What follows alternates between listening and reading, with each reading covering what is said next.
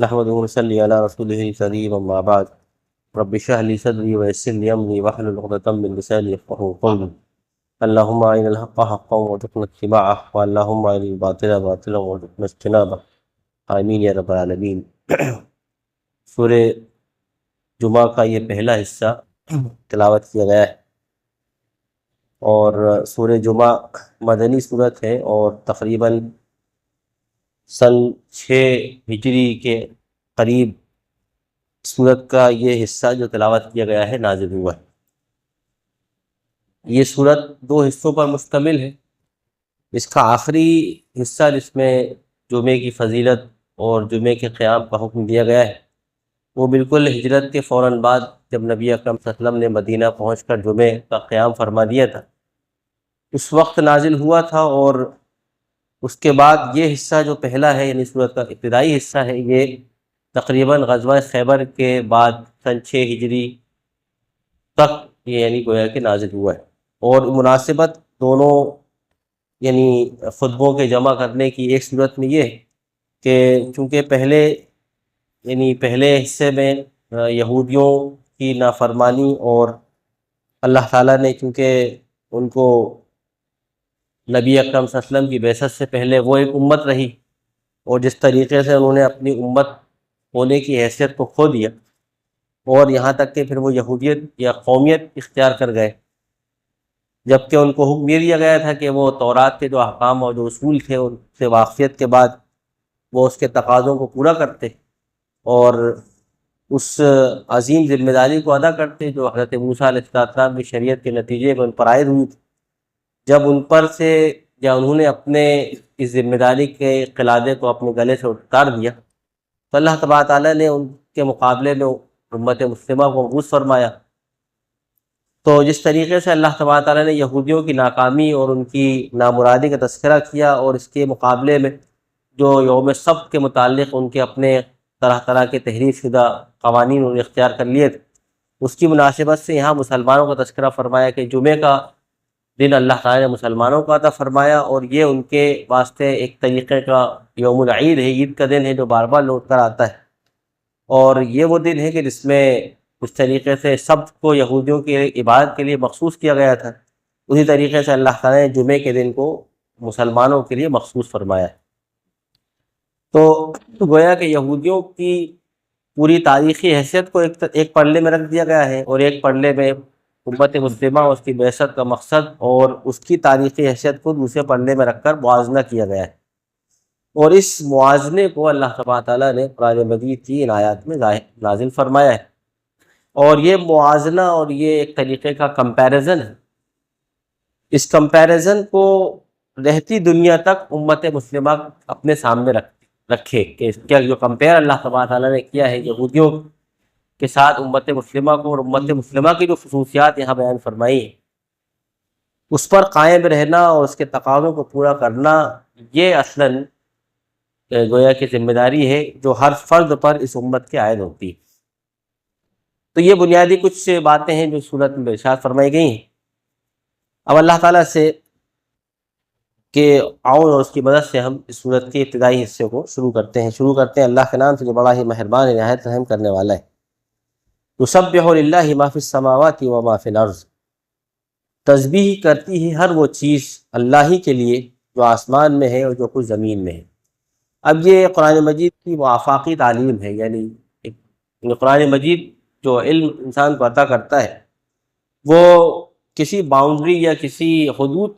سے متعین نہیں ہے، بلکہ وہ ایک آفاقی تعلیم ہے۔ آفاقی کا مطلب یہ ہے کہ جو نہ تو کسی یعنی زمینی حدود کی پابند ہے، اور نہ ہی وہ ہی کسی زمان و مکان کے قیود کی پابند ہے۔ یعنی ایسا نہیں ہے کہ جو تعلیم صرف چند حدوں تک یا کسی خاص نیشن تک یا کسی خاص باؤنڈری تک وہ تعلیم اللہ تعالیٰ کی طرف سے نازل کی گئی ہے وہ پابند، یا کسی زمان و مکان کی پابند ہے کہ نبی اکرم صلی اللہ علیہ وسلم کے دور تک قرآن مجید کی تعلیمات باقی تھیں، اب وہ فرسودہ ہو گئیں، یا اس زمانے میں اس زمانے کے دور میں وہ کچھ رہنمائیاں کر سکتی تھیں، اور اب اس دور کے چونکہ تقاضے بدل گئے اور اس دور کے چیلنجز بدل گئے، لہذا قرآن اس معنی میں ہدایت اور رہنمائی نہ رہا۔ تو یہاں پر یہ بات اللہ تعالیٰ نے جو بات ارشاد فرمایا کہ تسبیح کرتی ہے ہر وہ چیز، اور یہ دائمی تسبیح جو اس آفاق و انفس کے اندر ایک انفائنائٹ یعنی اس وقت سے جاری ہے جو قدیم ہے، یعنی جس کا علم اللہ کے علاوہ کسی کو نہیں، اور جب تک یہ دنیا باقی رہے گی، جب تک اللہ تعالیٰ کی ثنا اور اس کی حمد ہوتی رہے گی۔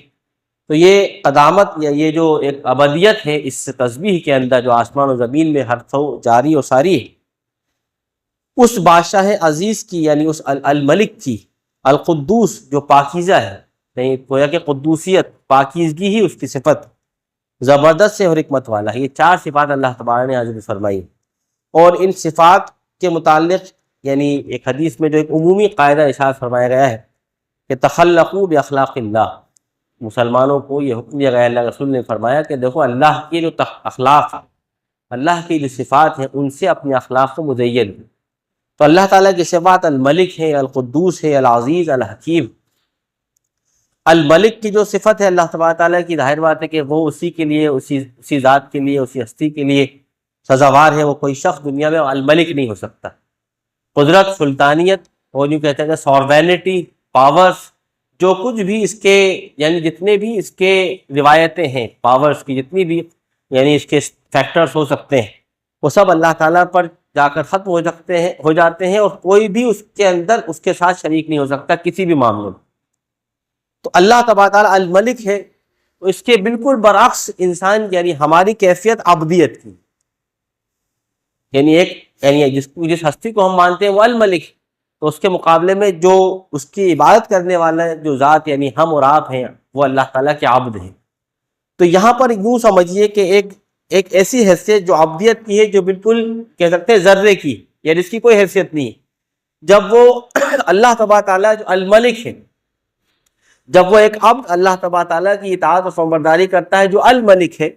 تو اللہ تبارک تعالیٰ اس کی حیثیت کو جو ذرے سے اٹھا کر آسمان تک لے جاتا ہے۔ تو انسان کی یعنی ایک آدمی کی حیثیت عبدیت کے اندر ایک عظمت کو پہنچتی، یعنی اگر انسان اللہ تعالیٰ کو الملک سمجھے گا تو وہ عبد سے عظمت اختیار کرتے ہوئے، بلندی اختیار کرتے ہوئے، پھر وہ یعنی اس کا بھی ایک اسپیکٹرم ہوگا، اس کے اندر بھی ایک رفعت پیدا ہوگا۔ لیکن اگر انسان اپنے آپ کو الملک سمجھنے لگے، اپنے آپ کو وہ پاور، جتنے بھی روایتیں ہیں طاقت کی، چاہے وہ ساورینٹی کے ذریعے سے ہو، چاہے وہ بادشاہت کے ذریعے سے ہو، چاہے وہ کسی خاص نظریے کے نتیجے میں کچھ خصوص قوتیں حاصل کرنا ہو، کیپٹلسٹ نظریہ ہو یا سوشلسٹ نظریہ ہو یا کوئی دوسرے افکار ہو، ان کے ذریعے سے جو انسان کے اندر کہ وہ میں بادشاہ ہوں، میں کہیں قوت رکھتا ہوں، میں کوئی قدر رکھتا ہوں، اس اعتبار سے اگر وہ اپنے آپ کو کہیں الملک سمجھے گا تو پھر اس کی رفعت جو عبدیت کے نتیجے میں اس کو حاصل ہونے والا تھی وہ ختم ہو جائے گی، اور وہ ایک دائرے میں محدود ہو جائے، کیونکہ اس کی ملکیت، اس کی سلطانیت یا اس کی جو کچھ بھی پاور ہے وہ صرف ایک دائرے تک ہی محدود ہو سکتا ہے۔ یعنی اگر مثال کے طور پر میں سمجھتا ہوں کہ میں اس مسجد کا مالک ہوں تو میرا دائرہ اس مسجد سے باہر نہیں ہوگا۔ اگر میں سوچتا ہوں کہ میں اس شہر کا حاکم ہوں تو میری حاکمیت اس شہر سے آگے نہیں ہوگی۔ اگر میں سوچتا ہوں کہ میں اس ملک کا حاکم ہوں تو میری ملکیت اس ملک سے آگے نہیں ہوگی، یعنی اس ملک کے علاوہ دوسرا ملک کا، اس کا کوئی اور بادشاہ ہوگا، وہاں پر کوئی اور پاور ہوگا، وہاں کوئی اور سلطان ہوگا، وہاں پر اور کوئی ساورینٹی ہوگی، اور کوئی قوت ہوگی۔ تو یہاں پر جب انسان اس معنی میں اپنے آپ کو حاکم اور مالک اور بادشاہ اور مقتدر سمجھتا ہے تو وہ محدود ہو جاتا ہے، جبکہ اس کے بالمقابل جب ایک انسان اپنے آپ کو اللہ کا غلام اور اللہ کا عبد سمجھتا ہے تو وہ اس حدود سے نکل کر اس آفاقیت کے ساتھ جو اللہ تعالیٰ جو ایک قدیم ہے، جو ذات جو آفاقی ہے، جس کا کلام آفاقی، اس سے جب وہ کوآرڈینیٹ کرتا ہے تو جہان و مکان میں ہر طرف وہ اپنی عبدیت سے تجاوز کر کے، یعنی اپنی عبدیت سے اللہ تعالیٰ اس کو اٹھاتا ہے، اور پھر وہ دنیا میں ہر طرف اس کا ذکر خیر پہنچتا ہے۔ اسی لیے نبی اکرم صلی اللہ علیہ وسلم کی ذات اس معنوں میں چونکہ وہ عبدیت کی سب سے اعلیٰ شاہکار ہے، اللہ کے رسول سب سے بڑے اللہ تعالیٰ کے عبد ہیں، اس کی وجہ سے آپ دیکھیے کہ اللہ کے رسول کا تذکرہ پوری دنیا میں ہر مقام پر آپ کو نظر آئے۔ یعنی اگر کوئی شخص نیک ہوگا تو اس کی نیک سیرت اس کے محلے تک، اس کے شہر تک، یا اگر کوئی مثال کے طور پر ہمارے یہاں بزرگان دین یا بڑے بڑے اولیاء یا بڑے بڑے یعنی علماء گزرے ہیں تو ان کا جو ایک امپیکٹ ہے وہ ان کے حدود تک محدود ہے۔ یعنی مثال کے طور پر آپ ابھی کوئی اجمیر چلا جائے تو وہاں نظر آئے کہ ہر طرف بس حضرت محی الدین چشتی رحمۃ اللہ علیہ کے ماننے والے لوگوں بہت بڑا ہنگامہ ہے. وہاں سے نکل کر کوئی دلی نظام الدین اولیاء کے پہنچ جائے تو اس کا ایک الگ معاملہ ہے. کوئی کسی بہت بڑے علماء کی مجلس میں پہنچ جائے تو وہاں ایک بڑی مجلس لگی ہوئی ہے. لیکن آپ دیکھیے کہ نبی اکرم صلی اللہ علیہ وسلم کی جو آفاقیت وہ زندگی یعنی دنیا کے ہر ایک کونے کے اندر، چاہے وہ چھوٹے مقام ہو چاہے وہ کوئی بڑی مجلس، ہر طرف نبی اکرم صلی اللہ علیہ وسلم کا ذکر، جس قرآن کہتا ہے وَرَفَعْنَا لَكَ ذِكْرَكَ، ہم نے آپ کے ذکر کو، اپنے آپ کی گویا کہ آپ کے اسوے کو اور آپ کی ذات کو ہمیشہ کے لیے بلند کر دی. تو یہ جو عبدیت کا نتیجہ ہے جو اس صورت میں انسان کو حاصل ہوتا ہے. اور اس معنی میں یہ امت اگر عبدیت اختیار کر لے اور وہ الملک جو اللہ تعالیٰ کی ایک صفت ابدی ہے اس سے اپنے آپ کا تعارف حاصل کر لے تو اللہ تبارک تعالیٰ اس کو اس دنیا میں رفعت عطا فرما سکتا ہے. تو یہ عبد کے نتیجے میں رفعت حاصل ہونے والی شے جس کو بارے میں قرآن کہتا ہے کہ وہ الملک ہے، القدوس ہے، العزیز الحکیم ہے، جو زبردست حکمت والا ہے. تو یہ تمام صفات مسلمان یعنی ایک شخص کے اندر پیدا ہونا چاہیے جو اللہ کو جاننے والا ہے، اللہ کے دین کو ماننے والا ہے. اس میں بھی حکمت ہونا چاہیے، اس کے اندر بھی اصولوں کے اندر زندگی کے اصول و ضابطے ہونا چاہیے، اس پر اس کو زندگی گزارنا چاہیے. والذی بعث فی الامیین رسولا، اب اللہ تبارک تعالیٰ نے یہاں پر بعثت کا جو اصل مقصد ہے اس کو ذکر فرمایا ہے. اللہ ہی ہے کہ جس نے سب سے بڑی نعمت تو پہلے ذکر فرما دی گئی کہ اللہ تعالیٰ الملک ہے، القدوس ہے، العزیز ہے، الرحیم ہے، الحکیم ہے. پھر اس کے بعد اس حکمت کا اور اس قدوسیت کا اور اس بادشاہت کا اور اس تسبیح ابدی کا جو سب سے بڑی ظہور اللہ تعالیٰ نے دنیا میں پیدا فرمایا ہے وہ نبی اکرم صلی اللہ علیہ وسلم کی ذات ہے. اور اس کے نتیجے میں دنیا کے اندر جو ایک آفاقی عدالتی یعنی کہہ سکتے ہیں ایک جسٹس اللہ تعالیٰ نے قائم کیا ہے. کیونکہ اصلاً اقامت دین کا مطلب کیا ہے؟ اقامت عدل و قسط. یعنی اگر ہم اقامت دین کی جد و جہد کر رہے ہیں تو کیوں کر رہے ہیں؟ تاکہ دنیا کے اندر ایک بے لاگ عدل قائم کیا جا سکے، جس میں چھوٹے اور بڑے کا کوئی لحاظ باقی نہ رہے، جس میں امیر و غریب کا کوئی لحاظ باقی نہ رہے. عدل کا وہ پیمانہ دنیا میں اللہ کے رسول نے قائم کر کے دکھا دیا. اور خلفائے راشدین کے دور میں ایسے تمام یعنی جسٹس کے وہ تمام یعنی عدل کے وہ تمام پیمانے مقرر کر دیے گئے کہ جو رہتی دنیا تک لوگوں کے لیے نظیر اور لوگوں کے لیے اسوہ بن گئے. اب قرآن مجید یہ فرماتا ہے کہ اللہ ہی ہے کہ جس نے امیین کے اندر ایک رسول مبعوث فرمایا. امیین سے مراد یعنی عرب کا وہ علاقہ جہاں اصلاً لوگ امیین، عرب کو یہودی جو تھے وہ امیین کہا کرتے تھے کہ یہ لوگ جو شریعت سے ناواقف ہیں، جو حدود اللہ سے ناواقف ہیں، جن کے اندر کوئی نبی نہیں آیا، ان کو وہ امیین کہا کرتے تھے. اصلاً اللہ تبارک نے یہاں پر ایک قسم کی تعریف فرمائی یہودیوں پر، کیونکہ وہ عرب کو امی کہا کرتے تھے اور نبی اکرم صلی اللہ علیہ وسلم کو بھی امی کہتے تھے. اور قرآن مجید میں یہ صفت سورہ بقرہ میں خود یہودیوں پر اللہ تبارک نے چسپاں کر دی. وَمِنْهُمْ أُمِّيُّونَ، کہ ان میں سے بہت سے لوگ امی ہیں. لَا يَعْلَمُونَ الْكِتَابَ إِلَّا أَمَانِيَّ، کہ وہ نہیں جانتے ہیں کتاب کو مگر کچھ آرزو اور تمنا ہے جو انہوں نے وابستہ کر لی. یعنی یہودیوں کی جو آخری زوال کی کیفیت تھی اللہ تعالیٰ نے قرآن مجید میں ارشاد فرمائی ہے کہ ان یہودیوں کا جو معاملہ ہے وہ امیین کی طرح ہے. یہ قرآن یعنی تورات کی جو احکامات ہیں اس سے واقف نہیں ہے، صرف کچھ آرزو اور تمنائیں ہیں جو اللہ تعالیٰ سے ان کو ہے کہ ہم جو ہے جنت میں داخل ہوں گے، ہم دوزخ میں جائیں گے نہیں. ہم اگر دوزخ میں جانا ہوگا تو ہم کچھ چند دنوں تک، ایام معدودات، چند گنتی کے دن ہیں جس میں ہم جہنم کے اندر جائیں گے، جس میں ہم نے اللہ کے رسول حضرت موسیٰ کی نافرمانی کی تھی 40 سال تک یا اس کا کچھ عرصہ. تو یہ جو طرح طرح کے جو عقیدے اور گڑھ لیے تھے انہوں نے، اس بنیاد پر وہ بہت زیادہ اپنے آپ کو اللہ تعالیٰ سے کے قریب سمجھتے. تو اللہ تعالیٰ نے فرمایا کہ یہ ان کی آرزو تمنا ہے، ایسی کوئی حیثیت نہیں. تو وہاں پر اللہ تعالیٰ نے ایک تنبیہ فرمائی تھی کہ تم اصلاً جن لوگوں کو امی کہتے ہو اصلاً تم امی ہو. یہاں پر اللہ تعالیٰ نے یہ بات فرمائی کہ اللہ نے انہی لوگوں کے اندر جن کو تم امی کہتے ہو، جن کو تم ناواقف شریعت سمجھتے ہو، جن کو تم اللہ کے حدود سے جو ہے کا جاننے والا نہیں سمجھتے ہو، اللہ تعالیٰ نے انہی کے اندر ایک رسول مبعوث فرما دی. اب تم کیا کرو؟ یعنی وہ سمجھتے تھے کہ ہم کیونکہ یعنی ہم اللہ کی طرف سے ایک انتہائی پسندیدہ قوم ہے اور باقی قومیں چونکہ جینٹائلس ہیں یا وہ گویا کہ بالکل دوئم درجے کی قومیں ہیں یا ان کی کوئی حیثیت نہیں ہے. اللہ نے فرمایا کہ اللہ تعالیٰ نے اب تمہاری قسمت کی جو کنجی ہے وہ امیین کے ہاتھ میں رکھ دی. اگر تمہیں اب دنیا کے اندر سرخروئی حاصل کرنا ہے تو ان امیین کے رسول کی اتباع کرنا پڑے گی. یہ ایک طریقے کی ذلت اور رسوائی تھی کہ جن قوموں کو ایک زمانے تک یہودی جینٹائلز کہتے تھے، اللہ تبارک تعالیٰ نے انہی کے ہاتھ میں یہودیوں کو قسمت کا فیصلہ کر دی. اور یہ بادشاہ فرمائے کہ هو الذی بعث فی الامیین رسولا، اللہ ہے کہ جس نے امیین کے اندر ایک رسول بھیجا، منہم، انہی میں سے۔ یہ منہم کا جو لفظ ہے یہ بھی بہت معنی خیر ہے، ایسا نہیں کہ وہ نبی کہیں اور سے آ کر کے یہاں پر بس گیا، بلکہ انہی میں سے پیدا ہوا، اس کا نسب انہی کے اندر ہے، اور اس کی ایک ایک یعنی اس کی تمام جو اللہ تبارک تعالیٰ کی طرف سے تورات اور انجیل کے اندر جو نشانیاں ارشاد فرمائی تھیں، وہ پوری کی پوری ان نشانیوں کے ساتھ ان کے اندر اللہ تعالیٰ کی طرف سے مبعوث فرما دیا گیا۔ یتلو علیہم آیاتہ، اب اس نبی نے جو کام کیے ہیں وہ یہ چار بنیادیں ہیں جس پر اللہ تعالیٰ نے اس نبی اکرم صلی اللہ علیہ وسلم کے ذریعے سے اس امت کو امت بنایا۔ یہ چار بنیادیں ہیں جس پر کوئی امت قائم کی جاتی ہے۔ اس کی پہلی بنیاد یہ ہے کہ یتلو علیہم آیاتہ، کہ وہ ان پر پڑھ کر سناتا ہے اللہ تعالیٰ کی آیات۔ سب سے پہلا کام نبی اکرم صلی اللہ علیہ وسلم نے اپنی ابتدائی نبوت سے یہی کیا ہے، یعنی جب سورہ اقرا کی بنیادی آیت، پہلی آیت نازل ہوئی تو آپ نے کیا تلاوت آیات، آپ نے جا کر کے سب سے پہلے حضرت خدیجہ کو وہ آیات پڑھ کر سنائی، اور اس کے بعد جو آپ پر کیفیت طاری ہوئی تھی وہ پڑھ کر سنائی۔ امام بخاری نے اس کو بہت تفصیل سے ذکر کیا کتاب العلم میں، کتاب الایمان میں، کتاب کیف کان بدء الوحی کے اندر، کہ وحی کی ابتدا کس طریقے سے ہوئی تھی۔ تو پہلے سب سے بنیادی بات ہے کہ تلاوت آیات، آیات کی تلاوت، جو اللہ کے نبی اکرم صلی اللہ علیہ وسلم کا سب سے پہلا اور سب سے عظیم کام۔ اور یہاں پر تلاوت آیات کا مطلب صرف اس طریقے سے تلاوت نہیں جیسا کہ ہمارے یہاں رائج ہو گئی۔ تلاوت کے معنی یہ نہیں کہ آدمی پڑھ لینا، قرآن مجید کا پڑھ لینا بغیر فہم کے، بغیر تدبر کے، بغیر تقاضوں کو پورا کیے ہوئے۔ کہ تلا یتلو کے معنی اصلاً ہے اتباع کرنے، یعنی کسی چیز کو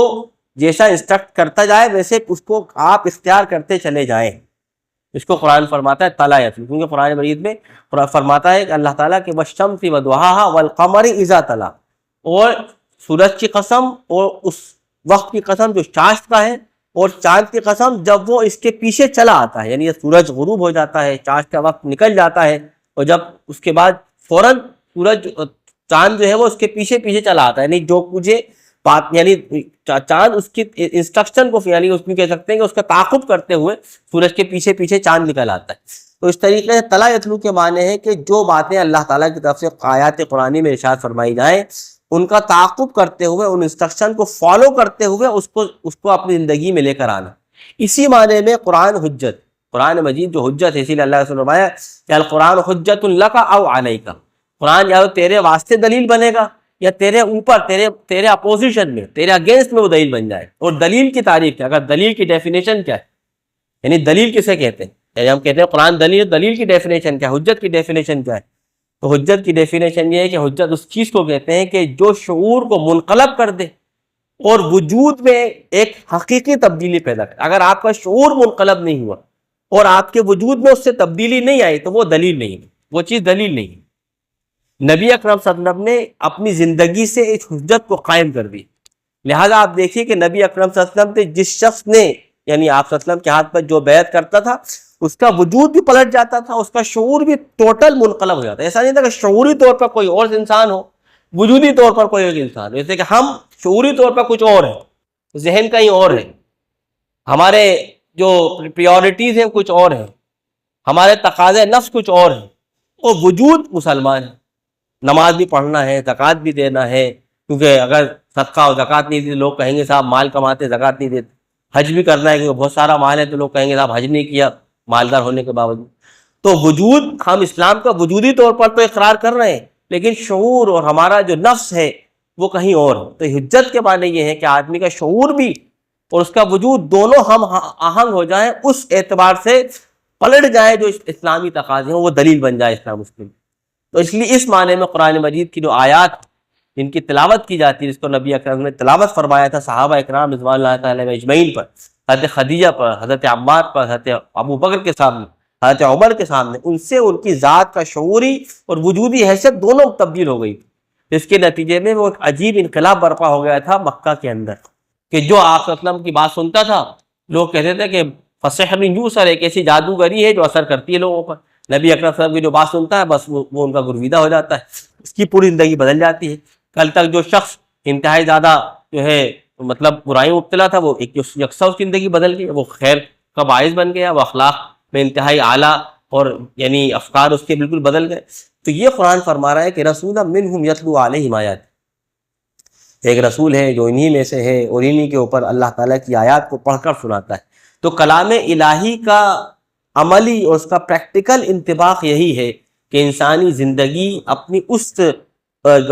اس زندگی یعنی جو پہلی زندگی تھی جو اس کے شعور سے پہلے تھی، وہ اس کی زندگی میں ڈراسٹک چینج آنا چاہیے، ایک بہت نمایاں تبدیلی نظر آنا چاہیے۔ قرآن کو شعوری طور پر پڑھنے سے قبل یا اسلام کو شعوری طور پر اختیار کرنے سے قبل جو میری زندگی تھی، اب قرآن اور حدیث اور اللہ تعالیٰ کے اس دین کو شعوری طور پر اختیار کرنے کے بعد میری عملی زندگی میں بہت بنیادی تبدیلی واضح رونما ہونا چاہیے۔ یہی نبی اکرم صلی اللہ علیہ وسلم کی سیرت کا بھی درس، آپ صلی اللہ علیہ وسلم کی سیرت سے بھی یہی درس ہمیں ملتا ہے۔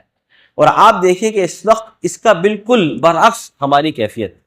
یہاں تک کہ ہماری انفرادی کیفیت بھی یہی ہے، اجتماعی کیفیت بھی یہی ہے، بلکہ یوں کہیں کہ ان اداروں کی کیفیت بھی یہی ہے جو اصلاً دین کے لیے قائم کیے گئے، یعنی دین کے لیے جو مدارس اور مکاتب اور جو درسگاہیں قائم کی گئی ہیں، وہاں پر بھی اس کا عملی انطباق نہیں۔ یعنی اگر کوئی درسگاہ ہے یا کوئی بہت بڑا ادارہ ہے تو آپ دیکھیں کہ وہاں پر بھی ایک خاص قسم کا ایک رویہ اختیار کر لیا ہے، مگر مثال کے طور پر اس ادارے کی کوئی شورا ہے تو اس میں لوگوں نے اپنے اپنے لوگوں کو رکھ لیا، وہاں پر عدل نہیں ہے، وہاں کوئی جسٹس نہیں ہے، وہاں کوئی قاعدہ کوئی اصول دریافت نہیں ہے۔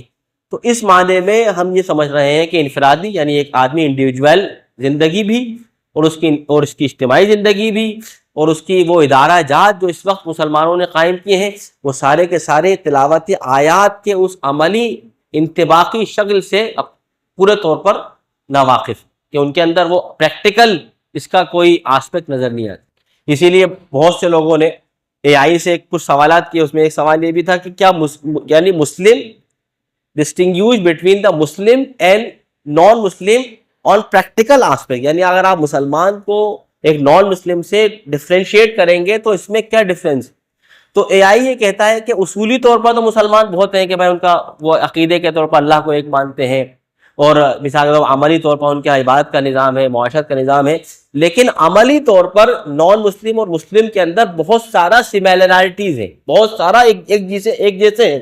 اور وہ سملیرٹیز کے طور پر جب جو باتیں لکھتا ہے وہ یہ ہے کہ مسلمان یعنی جو کاروبار کرتے ہیں وہ بالکل اس میں ویسے ہی ہے جیسے کہ غیر مسلم، مسلمان جو معاشرت جو اپنی سوشل لائف گزارتے ہیں اس میں بالکل ویسے ہی ہے جیسے کہ وہ نان مسلم۔ یعنی وہ کہہ رہا ہے کہ پریکٹیکل آسپیکٹ جتنے ہیں اس میں مسلم اور نان مسلم میں کوئی ڈفرینس نہیں ہے، ہاں اپنے اصولی، اپنے اعتقادی، اپنے نظریاتی پہلوؤں کے اندر ان میں بہت بنیادی ڈفرینس پایا جاتا ہے۔ تو یہ بات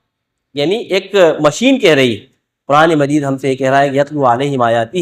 کہ اللہ کے رسول اکرم صلی اللہ علیہ وسلم نے سب سے بنیادی کام جو اس وقت ایک معاشرے کے اندر جو کفر کا معاشرہ تھا، نافرمانی پر مبتلا تھا، ان میں جو سب سے بنیادی کام کیا تھا وہ تلاوت آیات کا کام تھا، اس کے اپنے حقیقی مزاج کے ساتھ، اپنی حقیقت کے ساتھ،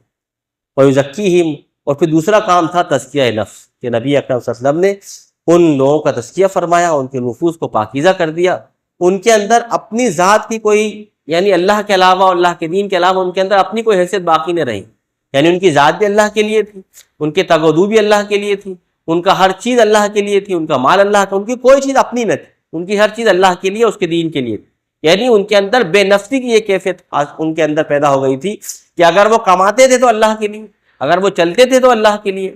لوگوں سے گفتگو کرتے تو اللہ کے لیے، مجلس میں بیٹھتے تھے تو اللہ کے لیے، کھاتے تھے تو اللہ کے لیے، سوتے تھے، ان کی کوئی بھی چیز ان کے نفس کے لیے نہیں تھی، سب کچھ ایسا تزکیہ ان کے نفوس کا ہو گیا تھا کہ ان کی ذات، ان کے افکار، ان کی تمام قوتیں وہ خود اللہ کے لیے، ان کے تمام تگودو اللہ کے لیے۔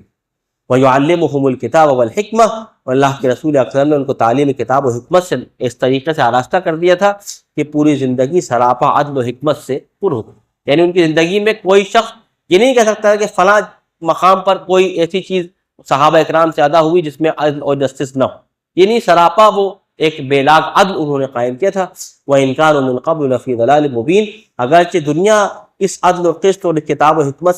کے نزول سے پہلے انتہائی سری گمراہی میں مبتلا تھی، نبی اکرم کی بعثت سے پہلے یہ گمراہی ہر طرف ہر چار سو پھیلی ہوئی تھی، اور نبی اکرم صلی اللہ علیہ وسلم کے بعد اس گمراہی کو اللہ تبارک و تعالیٰ نے ختم کر دیا۔ اس وقت جو عملی طور پر دنیا کے اندر ایک دلال مبین، اس وقت جو کھلی ہوئی گمراہی اگر موجود ہے